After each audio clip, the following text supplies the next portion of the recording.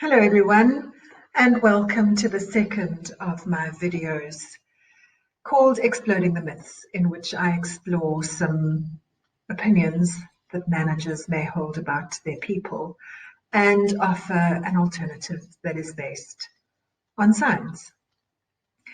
And my second myth that I'm going to explore is this notion that we can motivate people using fear by frightening them into behaving or performing as we want them to. Science is showing us over and over again that the single greatest inhibitor to performance is fear. As a method of extracting peak performance from people in any sphere of activity, whether it is work or sport or relationships, it fails every time. Why is this so? It's really about survival. And in the corporate jungle, only the fittest survive. In the workplace, it's only those people who can defend themselves against threats to their survival and demonstrate their fitness or their competence will last and increase their chances of advancement.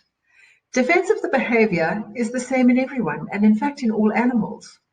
When a person perceives a threat to his survival, which in the work context is about appearing incompetent, which creates the threat of losing one's job, it creates anxiety or fear, and the person then will defend against this threat using fight, flee, freeze, or appease. This is called the threat anxiety defense response. The manager who's always telling people that they're stupid or useless, or telling them that they don't know their jobs, or that they're going to lose their jobs, is going to make people fearful or anxious. As a consequence, their thinking brains will shut down and they will fight, getting aggressive, defending themselves or blaming others. Or they will flee, which means that they'll withdraw and disappear under the radar. Or they will freeze, which means they become paralyzed and unable to take decisions. Or they will appease, which means that they will try to make nice, try to please you, try to make you happy. The threat anxiety defense response sets up a vicious cycle, and here's how it works.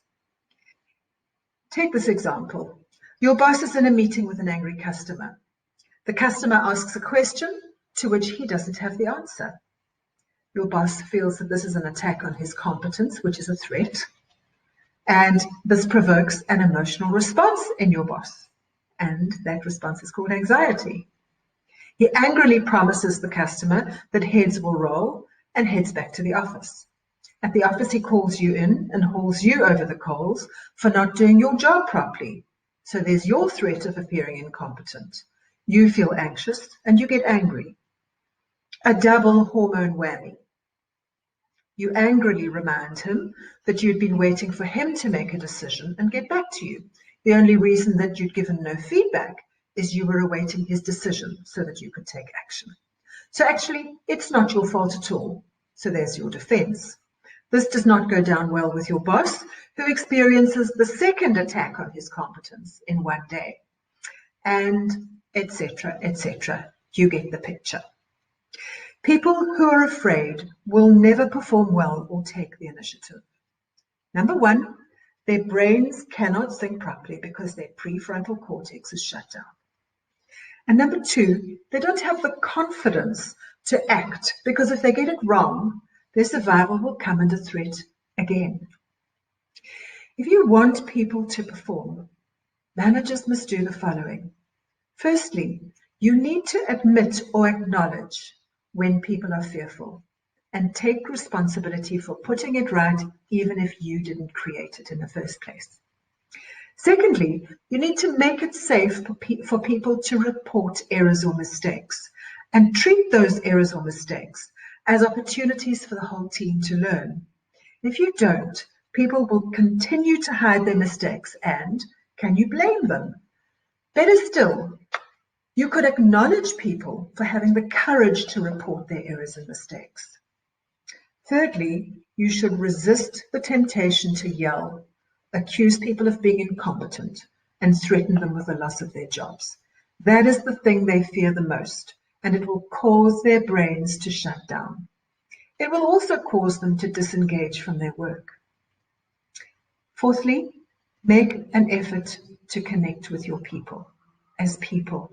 Talk to them, thank them, show an interest in them, in their work, in their lives. And finally, don't pass on any unhelpful experiences that you've had with your boss or with other people in your organization on to your people. Have the strength of character to act as a buffer.